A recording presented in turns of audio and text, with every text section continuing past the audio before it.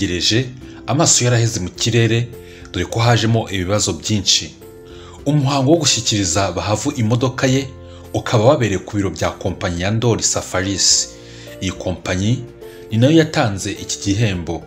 Bahavu aza gufata imodoka ye akaba yaje atwaye n'umugabo we Freri, akaba ari nawe umubereye manager.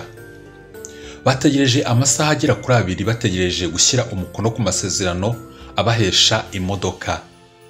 Mu gushyira umukono ku masezerano ni ibintu byabanje kugurana ku mpande zombi, bituma abanyamategeko ku mpande zombi babanza kwicarana kugira ngo basubiremo zimwe mu ngingo zigize amasezerano. Nkuko tubikesha ikinyamakuru Inyarwanda, ahagana mu masaha ya 2 nibwo imodoka yagejejwe aho yagombaga gutangirwa. Aliakuru nawe akaba yahasesekaye kuri ayo masaha ya 2. Yaba ari ku ruhande rwa Bahavu Janet, yaba ari no ku ruhande rwa Alia, buri wese yagendanaga n'umusore w'ibigango ugomba kumucungira umutekano.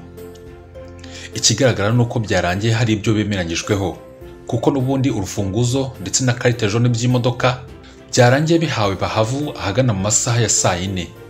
Ni imodoka yahawe itatse ibirango bya Ndoli Safaris. Amasezerano akaba avuga ko Bahavu azatwara imodoka umwaka wose hariho ibirango bya Ndoli Safaris.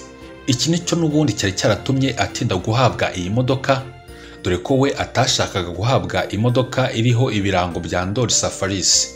Mu magambo ya Aliakuru yavuze ko nubwo hajemo ibibazo mu gutanga ibihembo, ariko byarangiye bikemutse mu bwumvikane ku mpande zombi. Ndabashimiye cyane. Iyi ni channel ibigezweho updates.